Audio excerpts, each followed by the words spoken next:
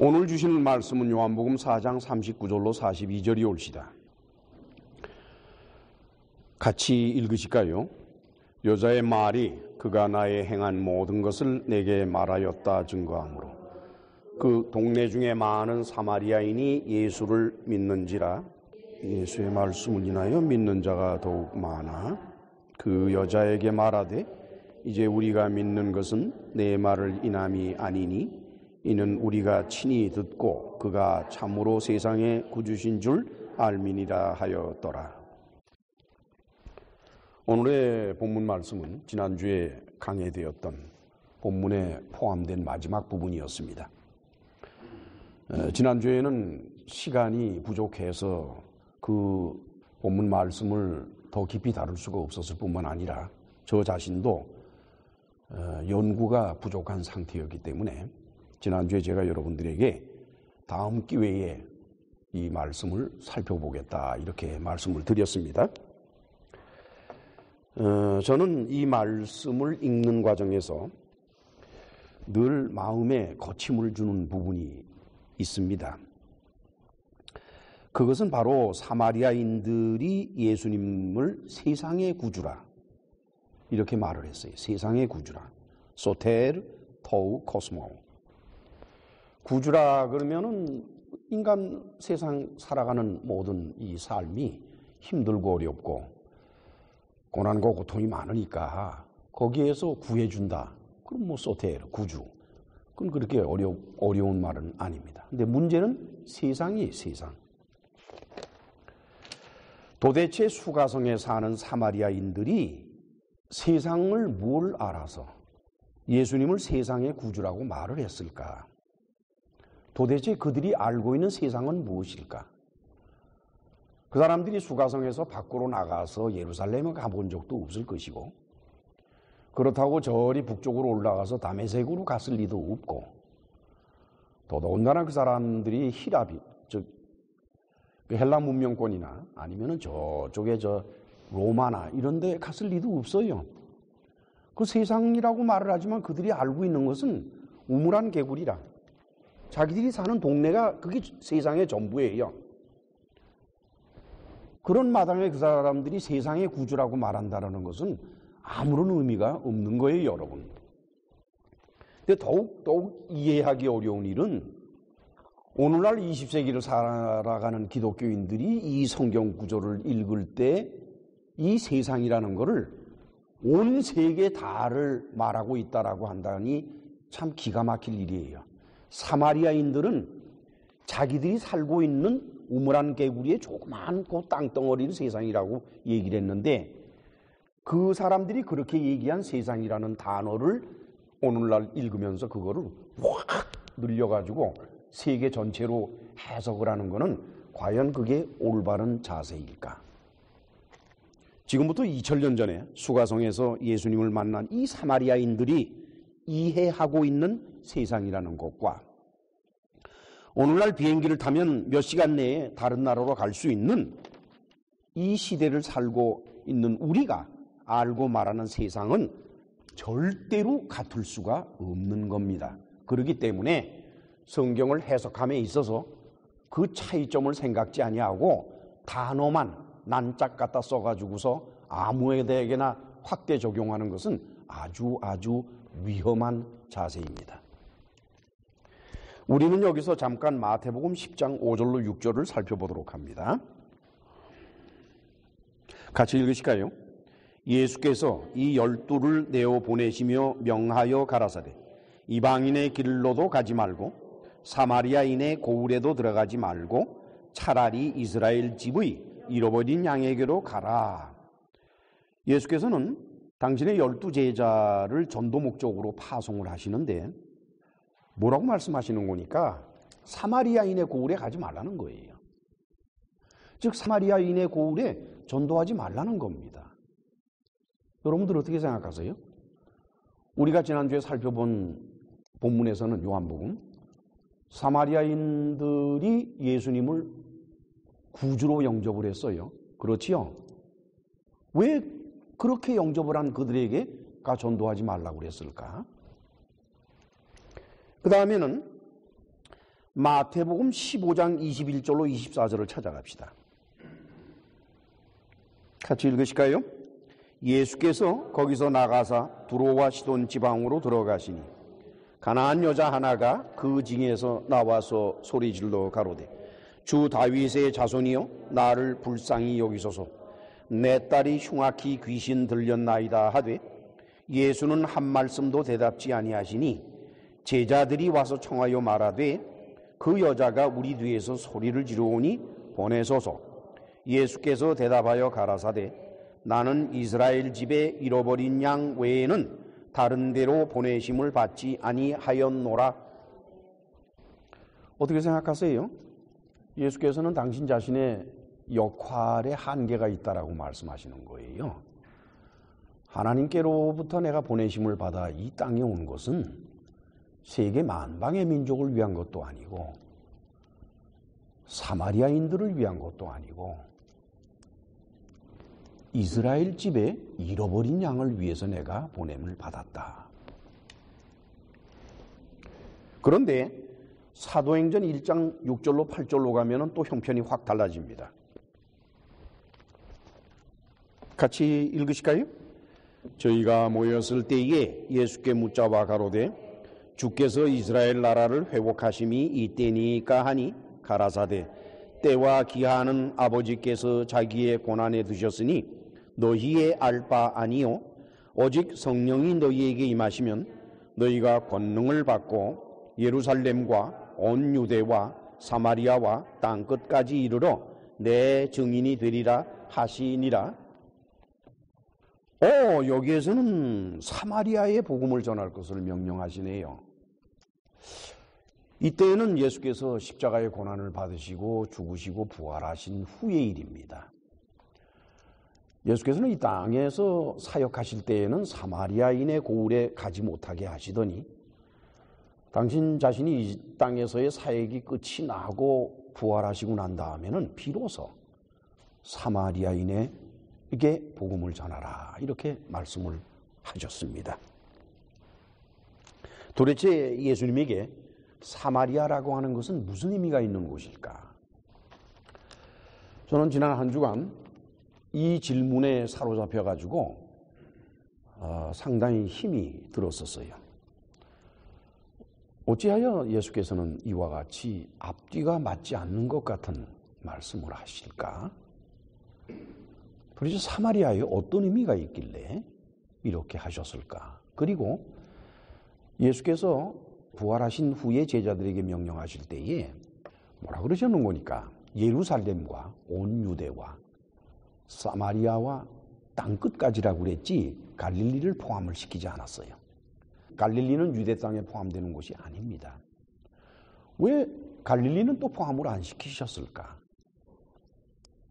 아주 의문이 참으로 많았습니다. 놀라운 사실은 갈릴리는 예수께서 사역하실 때 주로 활동하시던 무대였었어요.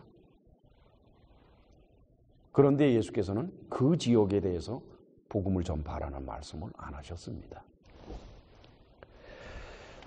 텍사스에 소재한 뉴토너 대학 신학학 교수인 웨인 하우스가 제작한 Chronological and Background Chart of the New Testament라는 책이 있어요. 그거는 이제 chronological 그러면은 연대적인 시대별로 background chart 그런 배경되는 것. 그러니까 신약 성경의 배경을 연대적으로 풀어서 조사한 도표다. 거기에 이제 예수님의 공생의 연대표를 기록을 해 놨습니다. 그분의 주장에 의하면 사마리아 여인과의 대화는 사역 초기예요. 곧 세례 요한에게 세례받은 바로 그 이듬해 있었던 일이라고 추정을 하고, 그리고 12명의 제자를 파송한 것은 두 차례의 갈릴리 선교여행, 1차 그리고 2차, 그 갈릴리 선교여행을 마치시고 난 다음에, 그러니까 사마리아 여인과의 대화가 있은 지 1년 후에 일어난 일입니다.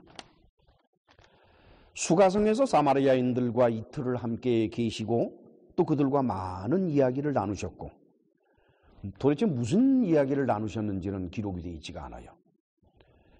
근데 그 결과로 그들이 예수님을 세상의 구주라고 인정을 했는데, 그로부터 1년이 지난 다음에 예수께서는 12제자를 파송하실 때에 사마리아인의 고을에는 들어가지 말라고 하시네요. 사마리아인의 고을이 도대체 수가성밖에 없습니까? 아니에요. 사마리아가 굉장히 넓은 지역이에요. 유대 땅보다도 넓어요.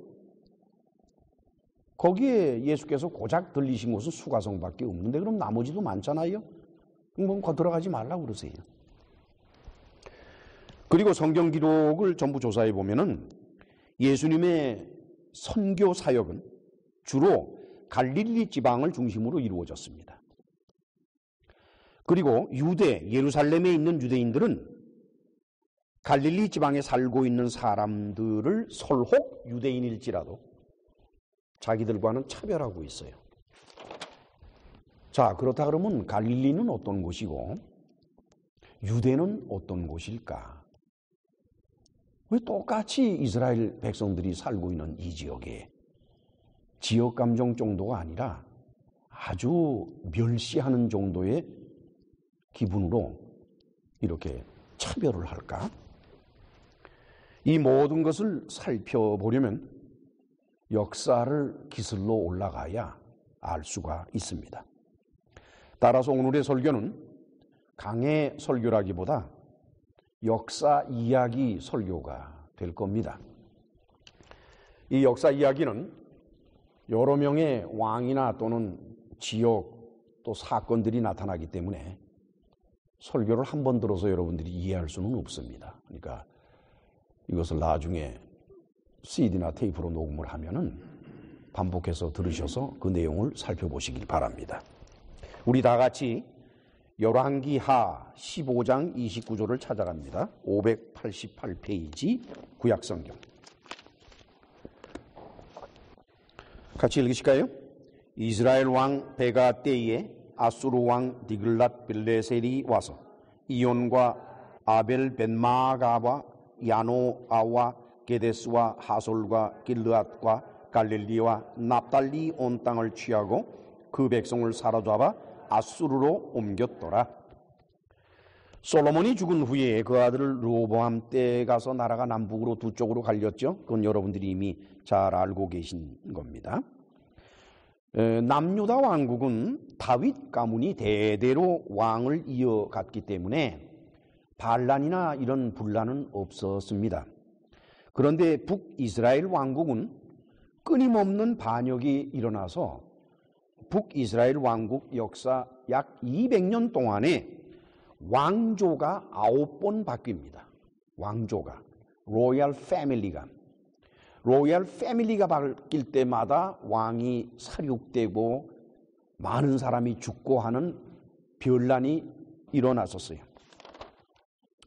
유대 역사가 요세푸스는 이와 같이 북이스라엘 왕국이 계속해서 왕가를 뒤집어 엎는 그런 일이 벌어진 것은 하나님의 징벌이다 이렇게 해석하고 있습니다. 이스라엘 왕 베가라고 하는 사람, 이 사람은 이스라엘의 마지막에서 두 번째 되는 왕입니다. 그 다음 왕이 호세아인데 호세아 왕 때 이스라엘은 멸망을 합니다. 주전 752년에서 732년, 다시 말하면 약 20년간 베가는 북이스라엘에서 왕을 합니다. 그의 치세 말년에 아수르 제국의 디글랏 빌레셀, 여기 디글랏 빌레셀이라고 성경에는 간단히 나와 있는데 고대 왕국은 똑같은 이름을 가진 사람들이 여럿이 나와요. 1세, 2세, 3세, 4세 이런 식으로. 그래서 이 사람은 디글랏 빌레셀 3세입니다. 이 사람이 주전 733년에 이스라엘을 침공했습니다. 그때 아수르 제국은 이스라엘을 침공을 해서 사마리아 지방, 남쪽에 있는 사마리아 지방은 손을 대지를 않고 이스라엘 왕국의 북쪽, 거기를 점령을 했어요. 거기에 바로 갈릴리 지방이 있고 그 외 여러 지역들이 거기 있습니다.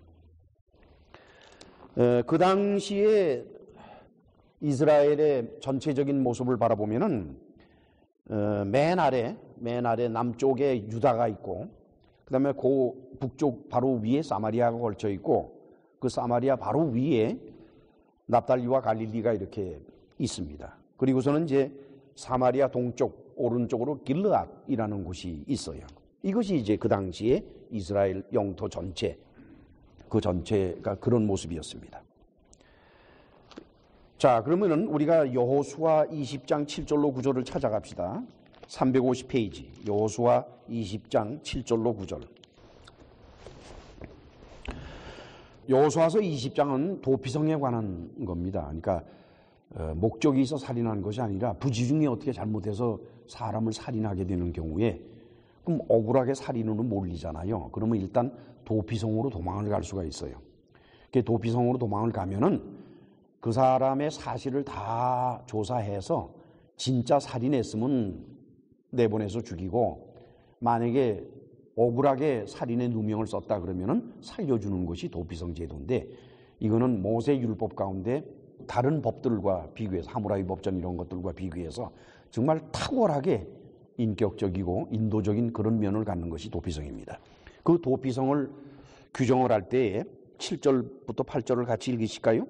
무리가 납달리의 산지 갈릴리 게데스와 에브라임 산지 세겜과 유다 산지의 기랏 아르바 곧 헤브론을 구별하였고 또 여리고 동 요단 저편 루벤 지파 중에서 평지 광야와 베셀과 갓 지파 중에서 길르앗 라못과 므낫세 지파 중에서 바산 골란을 택하였다. 그렇죠? 그래서 갈릴리 지역이 납달리 지파의 땅이라는 것을 알 수가 있습니다. 그리고 이스라엘 왕 베가는 호세아의 반역으로 죽습니다. 그 다음에 그래서 이제 이스라엘 마지막 왕인 호세아가 들어서는데 아수르 제국의 디글랏 빌레셋 3세는 그 다음에 이제 죽지요. 그 사람이 죽고 나니까 호세아가 슬그머니 용기가 생겨서 이건 뭐 아수르한테 눌려 살고 조공을 바치고 있는데 이거 이래야 되겠나. 그래서 애굽과 연락을 해가지고 아수르 제국에 보내던 조공을 끊고 애굽이여 우리를 도와주시면 우리가 아수르와 싸우겠습니다. 이렇게 된 거예요. 그래서 싸움이 벌어졌는데 그것이 열왕기하 17장 1절로 6절에 나와 있습니다. 열왕기하 17장 1절로 6절로 590페이지 같이 읽으실까요? 유다왕 아하스 12년에 엘라의 아들 호세아가 사마리아에서 이스라엘 왕이 되어 9년을 치리하며 여호와 보시기에 악을 행하였으나 그 전 이스라엘 여러 왕들과 같이 하지는 아니하였더라. 아수르 왕 살만 에셀이 올라와서 호세아를 친고로 호세아가 신복하여 조공을 드리더니 저가 애굽 왕 소에게 사자들을 보내고 해마다 하던 대로 아수르 왕에게 조공을 드리지 아니하며 아수르 왕이 호세아의 배반함을 보고 저를 옥에 금고하여 두고 올라와서 그 온 땅을 두루다니고 사마리아로 올라와서 3년을 에워쌌더라. 호세아 9년에 아수르 왕이 사마리아를 취하고 이스라엘 사람을 사로잡아 아수르로 끌어다가 할라와 고산 하볼 하숫가와 메대 사람의 여러 고울에 두었더라. 디글랏 빌레셀 3세 뒤를 이은 아수르의 왕 살만 에셀 5세. 이 사람은 이제 다시 침공을 해서 북이스라엘의 핵심 지역인 사마리아. 지난번에 디글랏 빌레셀 3세는 그 윗지방을 공략을 했지만 이번에는 나머지 사마리아 지역 일대를 정복을 합니다. 그래서 이제 거대한 이주 정책이 일어나게 돼요. 이스라엘 사람은 잡아다가 어디로 보내는 거니? 고산과 하볼 강가 거기다 갖다 보내요. 그러니까 심지어는 메대 사람 땅까지도 갖다 보내는데 그 먼 데로 갖다가 보내고, 그리고는 이제 아수르 왕은 사마리아 땅에 타민족을 이주시켜요. 그 24절에서 33절까지 그 뒷페이지가 되겠는데, 24절 아수르 왕이 바벨론과 구다와 아와와 하맛과 스발와임에서 사람을 옮겨다가 이스라엘 자손을 대신하여 사마리아 여러 성읍에 두매 저희가 사마리아를 차지하여 그 여러 성읍에 거했다. 그렇죠? 이렇게 스와핑을 시켰어요. 물론 이제 여기에 온 사람들도 아수르 사람들은 아니에요. 이미 타 지역에서 포로로 끌고 왔던 자들을 다시 이리로 이동을 시키는 겁니다. 이것이 주전 722년 일로 보는 거예요. 그리고 한편 이제 주전 716년에 그로부터 6년 후에 아라비아 사람들이 또 이곳에 이주해 들어왔어요. 거기서 살던 많은 사람들이 쭉 빠져나가니까 뭐 곳곳이 비어 있을 거 아니에요. 과원도 비어 있고 뭐 그러니까 여기저기서 사람들이 모이게 돼 있지요. 그래서 사마리아는 아주 괴상한 집단의 사회로 변해버렸어요. 뭐가 뭔지 모르게. 그냥 여기저기서 막 사람들이 모여가지고 또 모여온 사람들이 각자 자기들이 섬기는 신 다 들고 와가지고 거기서 하니까, 그리고는 지난번에도 말씀을 드렸습니다마는 하나님께서 그러한 그들을 혼을 내주시니까 놀래가지고 또 이스라엘의 제사장을 잡아와다가 그 사람으로 하여금 또 여호와를 섬기는 예라 이래가지고 또 하나님한테도 희생제사를 드리게 하고, 그러니까 뭐 도대체 뭐가 뭔지 모르게 돼버리고 말았어요. 사마리아는. 당시 아수르 제국은 고대에서 가장 큰 제국이었습니다. 그러나 주전 610년에 아수르 제국은 바벨론 왕국과 메대 왕국의 연합 공격에 멸망하고 맙니다. 바벨론 제국은 아수르 제국을 무너뜨린 다음에 아수르 제국의 영토의 대부분을 다 차지해 버려요. 그리고는 그 유명한 느부갓네살 왕 때 번영의 절정을 이룹니다. 그러나 바벨론 제국도 느부갓네살 왕이 죽고 난 후에 3명의 후계자가 연달아 있었지만은 그들은 느부갓네살의 영화를 유지 못하고 결국 바벨론도 멸망하게 되지요. 유다 나라 남유다 왕국은 당시 요시야의 아들 여호야김이 왕이었습니다. 근데 여호야김은 계산이 잘못된 건지 뭐 어찌 된 건지 이 사람이 애굽의 도움을 빌려서 바벨론에 저항을 하려고 했어요. 우리 다 같이 열왕기하 24장 1절로 4절을 찾아갑니다. 205페이지. 같이 읽으실까요? 여호야김 시대에 바벨론 왕 느부갓네살이 올라오매 여호야김이 3년을 섬기다가 돌이켜 저를 배반하였더니 여호와께서 그 종 선지자로 하신 말씀과 같이 갈대아의 부대와 아람의 부대와 모압의 부대와 암몬 자손의 부대를 여호야김에게로 보내어 유다를 쳐멸하러 하시니 이 일이 유다의 임함은 곧 여호와의 명하신 바로 저희를 자기 앞에서 물리치고자 하심이니 이는 므낫세에 지은 모든 죄로 인함이며 또 저가 무죄한 자의 피를 흘려 그 피로 예루살렘에 가득하게 하였음이라 여호와께서 사하시기를 즐겨하지 아니하시니라. 아수르 제국은요, 갈대아에서 자기 군대를 이끌어 온 데다가 그 다음에는 남유다 왕국 주변에 있는 다 동원을 해버렸어요. 그래가지고 아람 부대, 모압 부대, 암몬 부대 해가지고서 무슨 수로 이겨내요, 그다 그냥 당하고 말죠. 그렇죠? 바벨론 왕은 이처럼 남유다 왕국을 멸망시킨 다음에 고대 왕국에서의 전쟁에서는 전쟁의 승리라면은 현지 지역 사람들을 포로로 끌고 가는 게 상례예요. 그거는. 그런데 여기서도 마찬가지로 이 바벨론 왕은 그 남유다 왕국에 굉장히 많은 사람들을 포로로 끌고 갑니다. 그래서 그 끌고 간 모습이 25장 8절로 12절에 나오는데 25장 8절로 12절 그 다음 장이지요. 같이 읽으실까요? 바벨론 왕 느부갓네살의 19년 5월 7일에 바벨론 왕의 신하 12대 장관 느부사라단이 예루살렘에 이르러 여호와의 전과 왕궁을 불사르고 예루살렘의 모든 집들 귀인의 집까지 불살랐으며 12대 장관을 쫓는 갈대아 온 군대가 예루살렘 사면 성벽을 헐었으며 성중에 남아있는 백성과 바벨론 왕에게 항복한 자와 무리에 남은 자는 12대 장관 느부사라단이 다 사로잡아가고 빈천한 국민을 그 땅에 남겨두어 포도원을 다스리는 자와 농부가 되게 하였더라. 결국 귀족이나 살만한 사람은 다 잡혀갔어요. 다. 그리고 빈천한 사람들, 영어로는 poorest, 아주 가난한 사람들, 그는 뭐 천민들이나 소작농들이거나 이렇게 힘들고 어렵게 사는 사람들한테 옛다 이 땅 너희 가져라. 아주 그 사람들이 그냥 포도원도 갖고 뭐 땅도 갖고 이래가지고 거기서 농사짓고 살게 됐어요.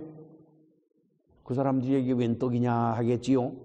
그러나 끌려간 사람들은 얼마나 힘이 들겠습니까? 그런데 이제 바벨론 왕은 지난번 아수르 왕이 한 것처럼 북이스라엘에 반대 이주 정책은 쓰지 않았어요. 그래서 그냥 남유다 왕국은 예루살렘을 포함해서 사람들이 빠져나간 그 상태 그대로 놔뒀어요. 아수르 왕은 사마리아의 사람을 빼낸 다음에 거기다가 자기 땅에서 사람들을 끌어다가 이주를 시켰잖아요. 그래서 그 잡동산인을 만들어 놨는데 남유다 왕국의 경우에는 바벨론 왕은 그렇게 안 했습니다. 그래서 거의 비어있다시피 했는데 이때 이제 유다 땅 남부 산지인데 그 주변에 에돔 족속들이 있었어요. 그 에돔 족속들이 빈 땅에 유다 땅에 이제 이주에 들어왔어요. 그들이 누군가니까 바로 이두메입니다. 이두메는 헤롯 대왕의 족속입니다. 헤롯 가문은 바로 이두메 사람이지요. 바벨론 왕 느부갓네살이 죽은 후에 아까도 말씀드린 것처럼 후계자 3명이 약 7년간 바벨론 왕국을 유지하다가 드디어 그 유명한 바사왕 고레스, 일반 역사에서 페르시아죠. 그리고 사이러스라고 그러죠. 바사왕 고레스에 의해서 멸망을 당합니다. 이때가 주전 539년의 일이에요. 고레스는 고대 동방 최대의 제국을 만듭니다. 굉장히 넓었어요. 그 역사 지도를 바라보면은요, 엄청나요, 그냥. 고레스만 대단한가 했더니 그 아들 캄비세스는 또 이집트를 정복을 해버렸어요. 그리고 캄비세스의 후계자 다리오 1세, 그 사람은 또 인도까지 나갔습니다. 우리 다 같이 에스더서 8장 9절로 찾아갑니다. 구약성경 758페이지. 같이 읽으실까요? 그때 시완월 곧 3월 23일에 왕의 서기관이 소집되고 무릇 모르드게에 시키는 대로 조서를 써서 인도로부터 구수까지의 127도 유다인과 대신과 방백과 관원에게 전할 각 도의 문자와 각 민족의 방언과 유다인의 문자와 방언대로 썼다. 127도래요. 와, 얼마나 광활했을까. 그렇죠? 근데 그 중에서 제5관할 구역이 약 26개의 관할 구역으로 되어 있을 거로 내가 기억을 하는데 그 중에 제5관할 구역을 뭐라 그러는 거니까 강저편이라고 그래요. Beyond the river. 강저편이라고 부릅니다. 그 강저편 지역에 예훗이라는 땅이 있는데 그게 바로 유다예요. 그게 유다 땅이에요. 고레스 왕은 거대한 제국을 세우고 이를 잘 관리하기 위해서 바벨론이 하지 못했던 정책을 씁니다. 바벨론 제국은 종교에까지 개입을 했어요. 그래서 남의 신전 두들겨 부수고 막 이랬어요. 그리고 종교 예식을 못하게 하고 이랬습니다. 그러나 고레스 왕은 이래서는 안 되겠구나 생각해서 각 민족의 종교를 인정하는 정책을 사용했습니다. 그는 제위 1년에, 그러니까 왕이 된 지 첫 해지요. 제위 1년에 예루살렘의 여호와 예배를 부활시킵니다. 우리 다 같이 에스라서 1장 1절로 4절을 찾아갑니다. 같이 읽으실까요? 바사왕 고레스 원년에 여호와께서 예레미야의 입으로 하신 말씀을 응하게 하시려고 바사왕 고레스의 마음을 감동시키심에 저가 온 나라에 공포도 하고 조소도 내려 가로되 바사왕 고레스는 말하노니 하늘의 신 여호와께서 세상 만국을 내게 주셨고 나를 명하사 유다 예루살렘의 전을 건축하라 하셨나니 이스라엘의 하나님은 참신이시라. 너희 중에 무릇 그 백성된 자는 다 유다 예루살렘으로 올라가서 거기 있는 여호와의 전을 건축하라. 너희 하나님이 함께 하시기를 원하노라. 거기까지입니다. 이렇게 해서 1차 포로귀환이 이루어집니다. 이들을 인도한 사람은 세스바살이라는 사람과 스룹바벨 그리고 예수아예요.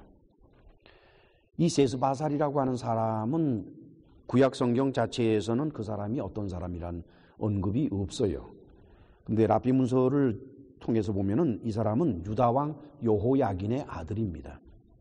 그러니까 왕족을 대표로 삼아서 보내고, 그리고는 이제 스룹바벨이 행정관으로서 따라가고 예수아는 제사장으로서 따라가고 이렇게 됐죠.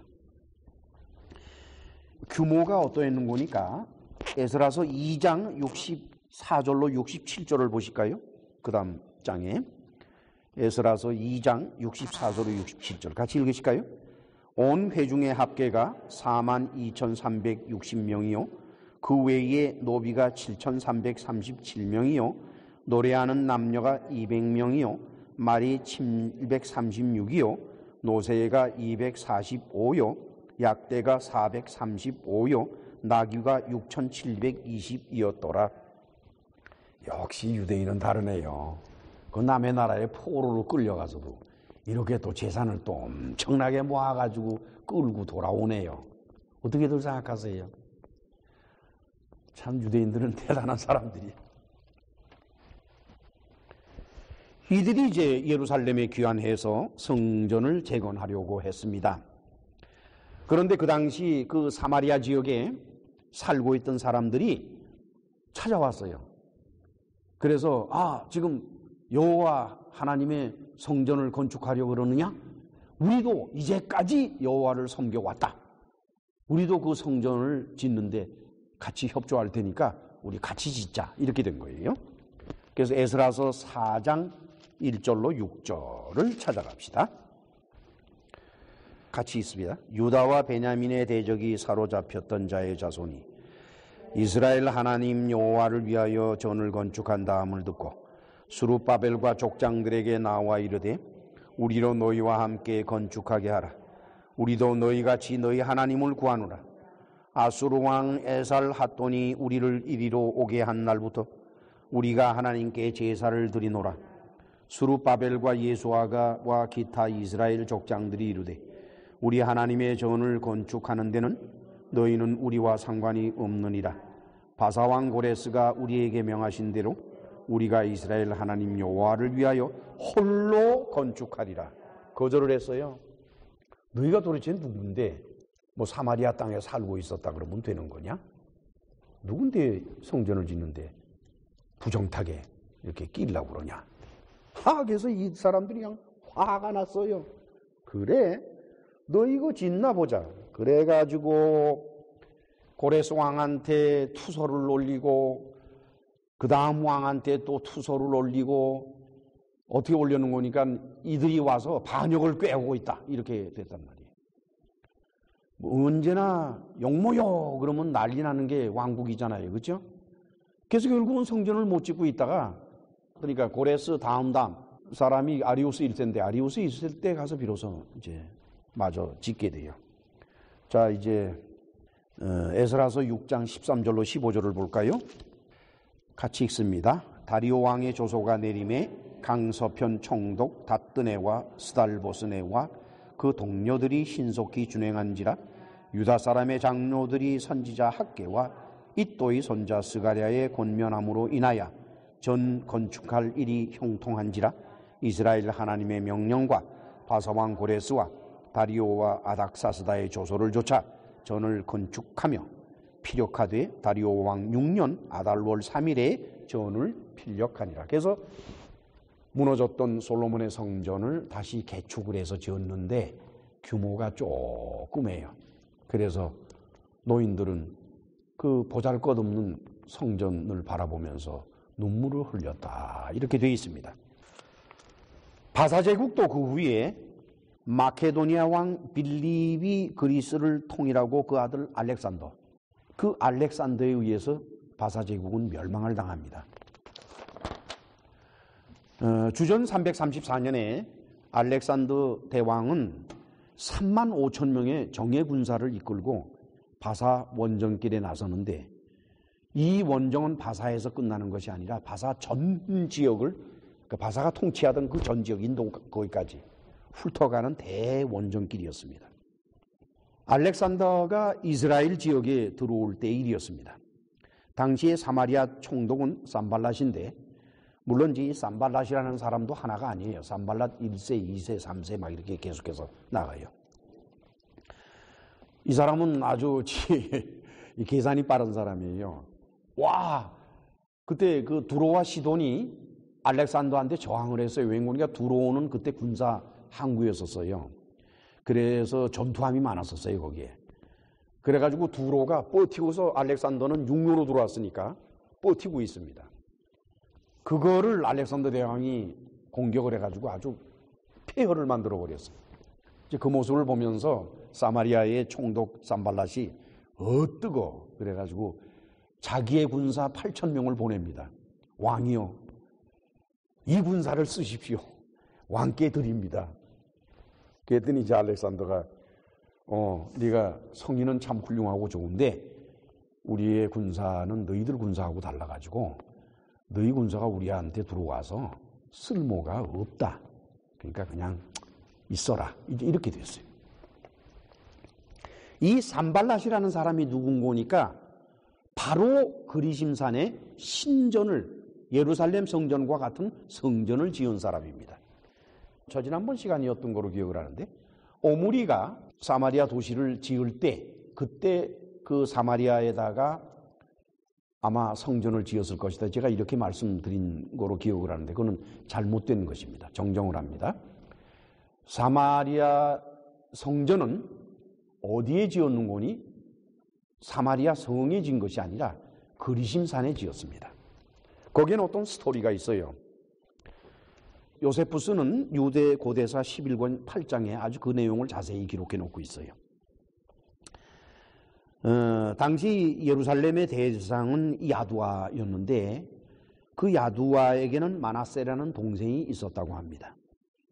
그 동생이 바로 사마리아의 총독 산발랏의 딸과 결혼을 했어요. 그래서 이제 예루살렘 장로들이 난리가 난 거예요. 제사장이 이방인 여자와 결혼하다니. 이건 말도 안 되는 소리고 율법에도 어긋나는 거니까 당장 이혼을 하든지 아니면은 제사장직을 관둬라. 이렇게 된 거예요.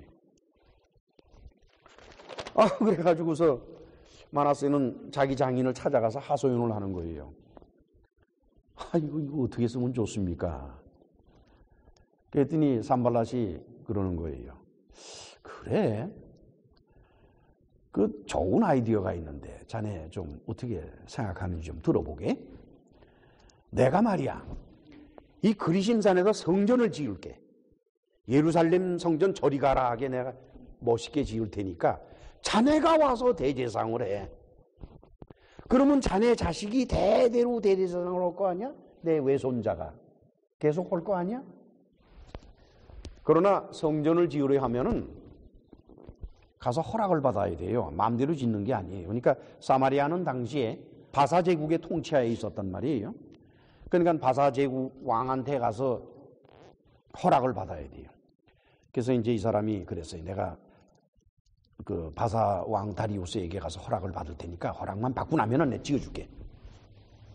그런데 그러고 나서 얼마 있다가 바사 제국이 멸망을 하고 알렉산더가 쳐들어오니까 이 사람이 이제 8,000명 군인을 보내면서 알렉산더가 기분이 좋아하니까 거기서 알렉산더한테 뭐라 그러는 거니까 사실은 제게 청이 있습니다. 그게 뭔가?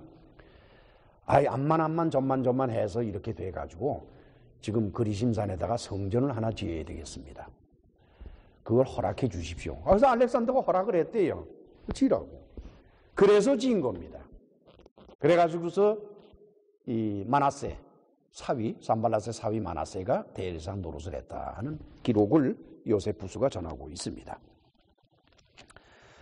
네, 알렉산더는 주전 323년에 32세의 나이로 죽어요. 여러분 상상이 갑니까? 27살에 정복전쟁을 시작해서 32살에 죽어요. 얼마나 젊은 나이야. 그 젊은 나이에 전 세계를 치를 떨게 만들었던 무서운 사람이 알렉산더입니다. 나이와 상관이 없어요. 저는 늘 그래요. 역사상의 인물들을 바라볼 때마다 나는 저 사람에 비하면 반딧불보다도 못하구나. 참 초라한 걸 느껴요. 그들이 젊었는 시절인데도 그렇게 위대할 수 있다는 게 참 하나님의 공평하심은 불공평에 있구나 하는 겁니다. 어떤 사람은 태어나면서부터 위대한 왕이 될 수 있는 자질을 갖고 태어나는가 하면은 어떠한 사람은 태어나면서부터 게으르고 천박하게 태어나고 불공평이 공평이로구나. 알렉산더가 죽자 그의 후계자로서 그 유복자 알렉산더 4세가 일어나는데 그거 다 소용없어요. 실권은 장군들이 거머쥐었어요. 그래서 이제 이쪽에 관계되는 것만 말씀을 드리면 톨레미가 애굽을 장악을 했고 셀루쿠스는 수리아 지역을 장악했습니다.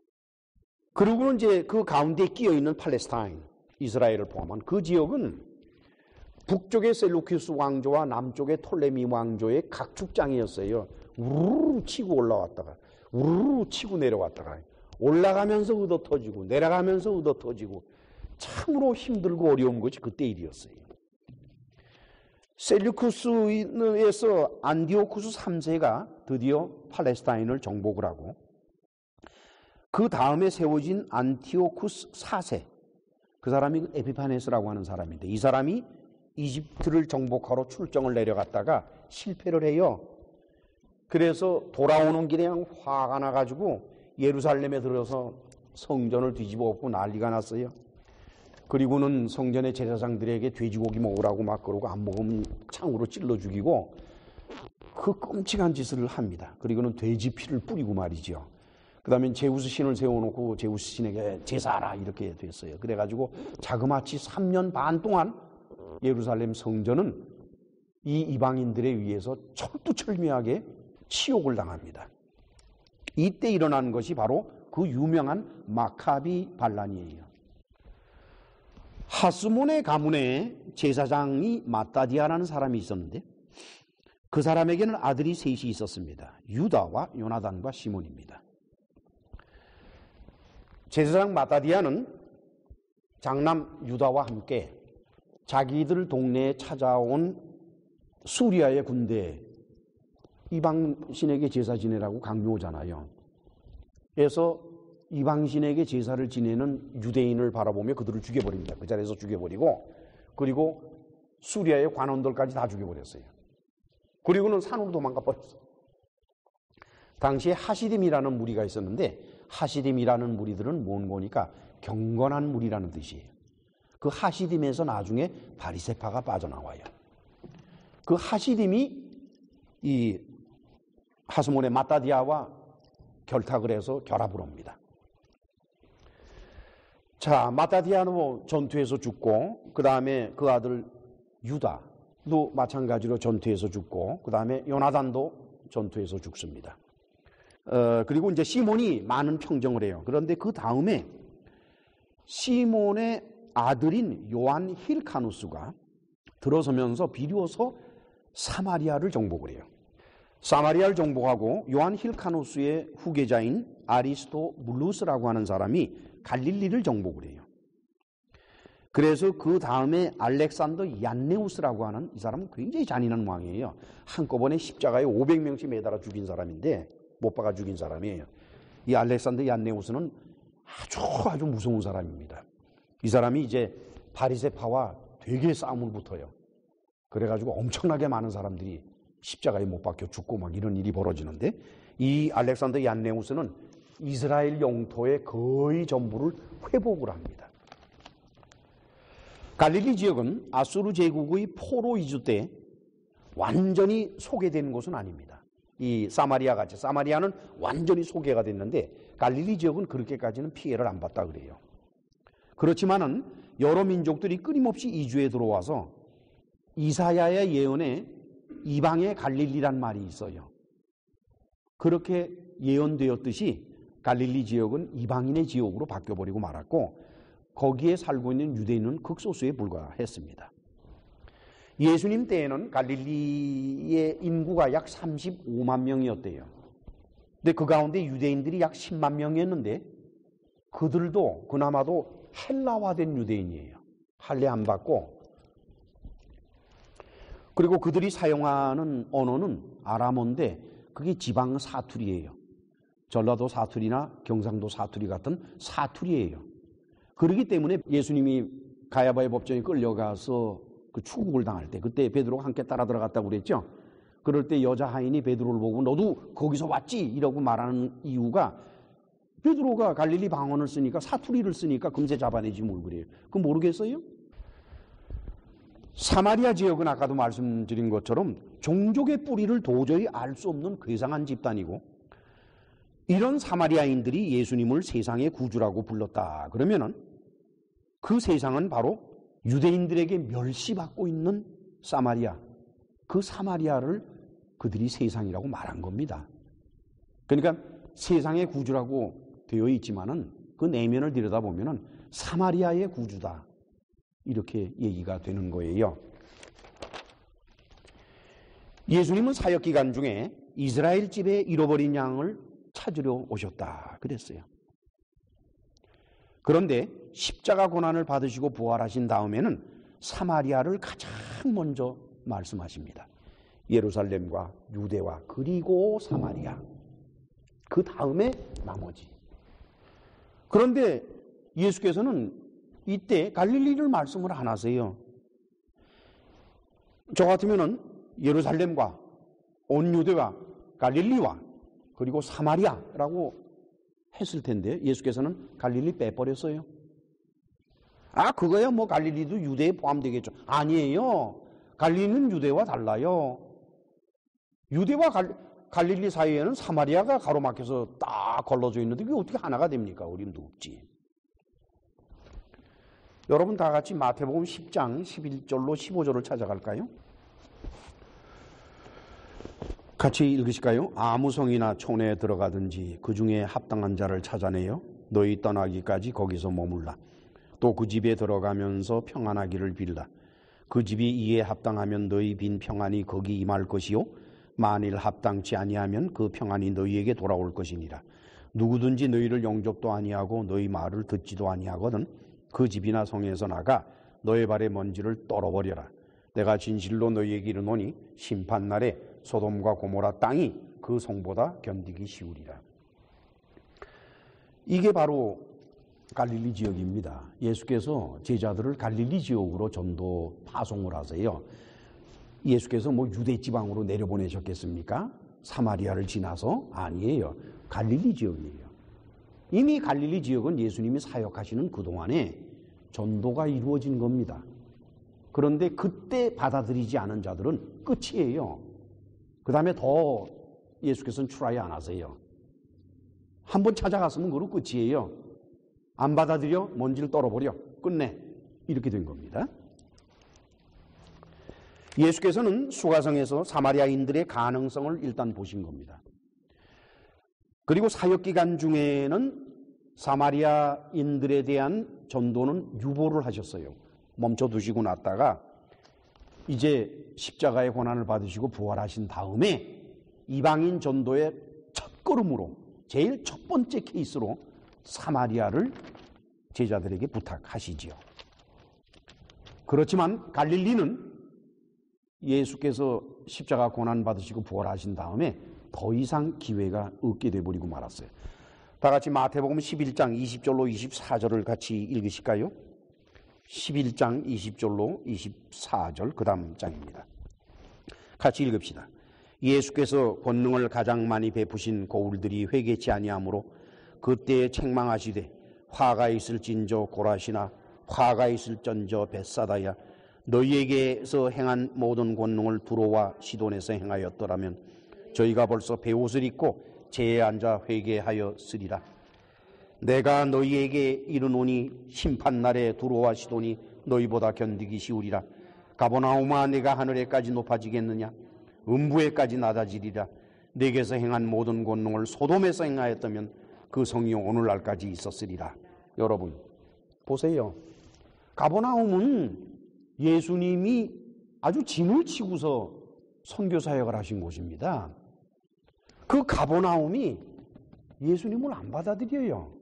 갈릴리 지역은 거기서 예수께서 전도사역을 하고 일을 하셨지만은 예수님을 받아들이는 자들이 별로 없었어요. 그들에게는 두 번 다시 기회가 가지를 않습니다. 요즘 교회에서 전도하는 식으로 떡 사주고 밥 사주고 오만짓 다 하면서 전도하겠다? 구원이 그렇게 구걸을 해서 팔아야 될 것이 구원입니까? 예수 그리스도의 복음은 참으로 무서운 속성이 하나가 있습니다. 여러분, 받아들이는 자에게는 그것이 구원이지만은 거절하는 자에게는 그 거절하는 것 자체로서 저주가 되는 것이 예수 그리스도의 복음이라는 거예요. 저는 이 말씀을 검토하고 묵상하면서 갑자기 온몸에 전율이 지나가는 것을 느끼게 돼요. 불사. 기독교 교회 밖에는 복음이 전하는 기회가 얼마든지 있다는 거예요. 기독교 교회 밖에는 복음을 들어보지 못한 사람이 너무나도 많기 때문에 하나님께서는 그들에게 기회를 주신다는 겁니다. 그러나 기독교 교회 안에 일단 들어왔는데 그들이 복음을 듣기는 들었으나 올바로 깨닫지 못하고 받아들이지 못했을 때에는 그거로서 끝이라는 거예요. 두 번 다시 하나님께서는 그에게 복음을 받아들일 기회를 안 주신다는 겁니다. 그가 평생을 교회에서 무슨 직분을 가지고 신앙생활을 했던 상관없이 복음만큼은 한번 거절하면 다시 들어가지 않는구나. 그것이 바로 갈릴리 지역이 아니었을까. 우리는 오늘의 말씀을 통해서 예수님 시대의 사마리아와 예수님 시대의 갈릴리, 그것을 오늘날 기독교 교회로 친다 그러면 사마리아가 되겠습니까? 갈릴리가 되겠습니까? 기도합시다. 전능하시고 자비로우신 하나님 아버지, 참으로 소름이 끼치는 말씀을 바라보면서 오늘날 기독교 교회가 성경을 무시하고 세상적인 행동들과 세상적인 행사들과 또 세상적인 인간관계나 이런 것들을 가지고서 교회를 꾸려가는 모습을 보면서 참으로 두려움을 느낍니다. 그들에게는 복음이 들리지만은 그들은 결단코 복음을 받아들인 자가 아니기 때문에 기독교 교회는 다니나 결단코 그리스도인이 될 수 없는 얼마나 슬픈 일인지 모르겠습니다. 이 말씀을 듣는 모든 이들에게 자신들의 형편처지를 되돌아보게 하시고 자신들이 어떤 위치에 있는지, 사마리아의 위치에 있는지, 갈릴리의 위치에 있는지, 그리고 예루살렘의 위치에 있는지 스스로 판단해서 올바른 길을 걸어갈 수 있도록 은혜를 베풀어 주옵소서. 예수님의 이름으로 기도합나이다. 아멘.